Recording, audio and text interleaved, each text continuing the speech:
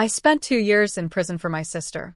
But when I was released, my family coldly rejected me, treating me as if I was worthless. Get out! Get out! Get out! Seamus shouted angrily, grabbing my collar and trying to throw me outside. Don't touch me. I shoved his hand away forcefully, making him stumble and nearly fall. Smack! Melanie stepped forward without a word and slapped me hard across the face. Jonathan, you're no longer the lobby manager earning tens of thousands of dollars a month. You're no longer important. Did you really expect us to welcome you back? She yelled down the hallway. Security. Where is security? Hearing her call, the security guards rushed over. Melanie pointed at me and shouted at them. How can you allow just anyone to walk in here? Get this beggar out of here now. The head of security approached her and politely asked, Ma'am, what seems to be the problem? Melanie pointed at me again. This man is a broke beggar trying to scam a free meal. Throw him out. The security chief looked at me coldly. Sir, please leave. I usually kept a low profile, rarely revealing that I was the hotel owner. Even though I lived and ate here, only the high-level management knew my true identity. Seeing the head of security trying to throw me out so quickly, I fixed him with a sharp look and asked, Is this how you handle situations? Don't you know the hotel's policies? We do not judge people based on their appearance, nor do we disrespect guests. The security chief hesitated, his eyes flickering with uncertainty.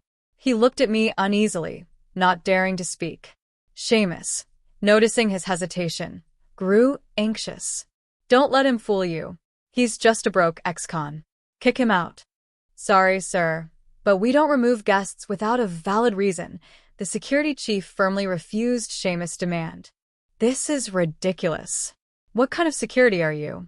Gavin snapped at the guards, then turned to me with a sneer. Jonathan, you can't bluff your way out of this. I know the hotel's management. One call from me, and you're done. With that, he pulled out his phone and dialed. Mr. Feldman, it's Gavin. I'm busy. A cold voice interrupted before the call abruptly ended. Gavin stood there, stunned, holding his phone awkwardly. I smirked and said calmly, You want to speak with Mr. Feldman? Let me help you. I took out my phone and dialed. Mr. Feldman, come to private room 777 within 3 minutes. Gavin scoffed. Are you out of your mind, Jonathan? You're just a broke ex-con. Stop pretending to be someone important. We all know who you really are. Why are you putting on this ridiculous act? The other relatives stared at me like I was a joke, their faces filled with mockery and disgust. Melanie wiped the sweat from her forehead and whispered in embarrassment, This is so humiliating. How did I raise my son like this? James, looking frustrated, added, Jonathan, just leave. Stop this nonsense. You're embarrassing yourself and your family. Exactly. Some people lose their minds and start believing in fantasies, Gavin said smugly. He couldn't even get Mr. Feldman to answer his call, yet he thinks he can summon him here? Absurd. Seamus snorted in disdain. You're nothing, Jonathan. Stop wasting our time. Just as he finished speaking, a middle-aged woman in a suit appeared beside us. 2 years ago, I took the blame for my sister and spent 2 years in prison. But when I was released, my sister and brother-in-law feared that I would claim a share of the family property and help my parents stand up to them. So, they tried to push me out of the house. Back then, Joanna and Seamus had been driving my car at high speed in the wrong direction when they hit and killed someone. My parents rushed to me in a panic. They told me that Joanna had a weak heart, but she had finally managed to get married. If she went to prison, she would not only lose her marriage but might even lose her life. They cried and begged me to take the blame for her. They promised that the whole family would reward me generously once I was out. I didn't do it for reward. I did it because I loved my parents and truly cared for my sister. I sacrificed everything for her. I went to prison, sold my car, lost all my savings, lost my job, paid the compensation, and endured endless humiliation. But I never imagined that my sacrifice would be repaid with betrayal and scorn. I couldn't understand. Isn't blood supposed to be thicker than water? Why does family loyalty fade when personal gain is at stake? Joanna's expression darkened with disdain when she heard my words. I've already thanked you for taking the fall. What more do you want from me? She scoffed. This house is in my name now, and Seamus and I are expecting a baby in a few months.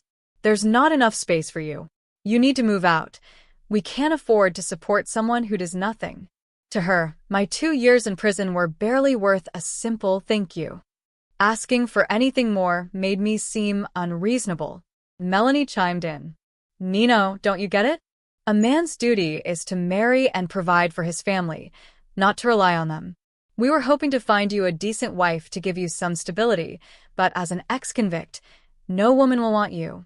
Letting you stay here is already generous on our part, just for old times' sake. Seamus nodded in agreement. Exactly. You've been to prison, so you'll always be poor. If we let you stay, you'll just become a burden, he warned coldly. James put out his cigarette and added in an icy tone, Jonathan, you're an adult now. It's time you understand that family is about giving, not taking. Every word they spoke was like a dagger piercing my heart. I fought back the overwhelming disappointment, my eyes welling up with tears. I looked at them and said bitterly, no wonder none of you visited me during my 2 years in prison. I thought you were just too busy, but now I see the truth. You only saw me as a source of income. The moment I couldn't make money anymore, you threw me away like garbage. I tilted my head back, trying to stop the tears from falling.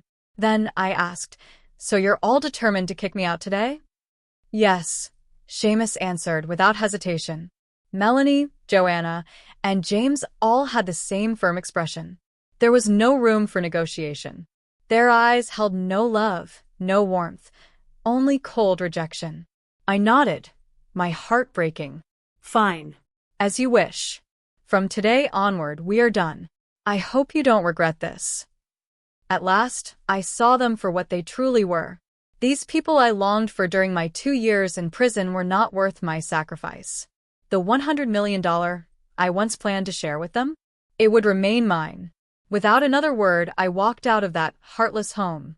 I didn't look back. Behind me, I heard Seamus scoff. You think too highly of yourself.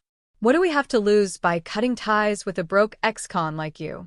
If we let you stay and leech off us, that's what we'd regret. After leaving that cold-hearted house, I wandered the streets for a long time before checking into a hotel. Lying on the bed, I stared at the 9-figure balance in my bank account, lost in thought. I used to believe I grew up in a happy family. When I struggled at work, my father would comfort me patiently. When I worked late at the office, my mother would bring me my favorite meal. When it rained, my sister would pick me up from work. I thought I was the cherished son of the family, their beloved young prince. I never understood those online stories about parents favoring daughters over sons. How could such families exist? How could they not love their sons? But now I knew. That crushing feeling of helplessness and betrayal, I understood it too well. I realized I had always been part of such a family. All the love I received was conditional. It wasn't real affection, it was an investment. Their kindness was the price, and my money was the reward. Everything I had given them came at a hidden cost. They smiled warmly when I could make money and provide them with a comfortable life. But now, as an ex-convict with no visible wealth or status, they had abandoned me without hesitation. Little did they know, the broke ex-convict they despised had $100 million in his bank account. I couldn't help but smile slightly, imagining their shock if they ever found out. One day, when the son they discarded reached the pinnacle of success, how would they react? The next day, I checked into a luxurious hotel in the city center. But this wasn't just any hotel. It was a high-end establishment that offered fine dining, accommodations, event hosting, and business services. It had 8 floors and occupied the entire building. The location was perfect, the surroundings were lively, and the foot traffic was excellent. Before going to prison, I had worked as a hotel lobby manager. Naturally, I wanted to return to the industry. Only this time, I wouldn't be a manager. I would be the owner. I spent several hours negotiating with the hotel's current owner before purchasing it from her. That same day, I officially took over. From then on, I lived and ate at the hotel, using every opportunity to refine my management and business skills. Under my leadership, the hotel flourished. Soon, reservations became nearly impossible to secure. In just 6 months, I had become a legitimate tycoon in the city. One day, while inspecting the dining department, I overheard a familiar voice. This hotel is incredibly popular. I had to book my daughter's 1-month birthday party 2 months in advance just to get a table. I heard only the elite can dine here. I stopped in my tracks. Joanna. I turned and saw her seated in a private room, surrounded by our parents and a large group of relatives. They were gathered to celebrate her newborn daughter's 1-month birthday. Melanie was busy filming everything on her phone, showing off the lavish setting. As her camera panned toward the doorway, my face appeared in the shot. Her smile dropped instantly. "Jonathan? What are you doing here?" she frowned, lowering her phone. The entire room fell silent. Everyone turned to look at me, standing at the entrance. "Jonathan, do you have no shame?" Seamus sneered. "You knew we were dining here today and followed us just to get free food?"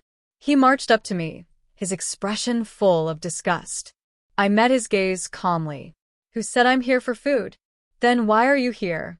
If not to beg, then what?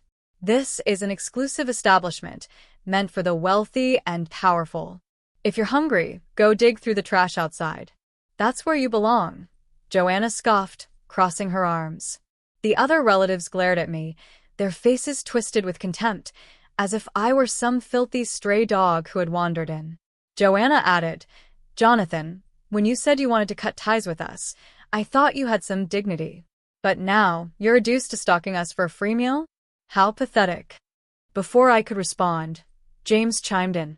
"Jonathan, I taught you from a young age to be independent and have self-respect. Have you forgotten? How could you throw away your pride over a meal?" I looked at them, then let out a quiet chuckle. "It's just a meal. It doesn't matter to me." "You're unbelievable," Seamus sneered.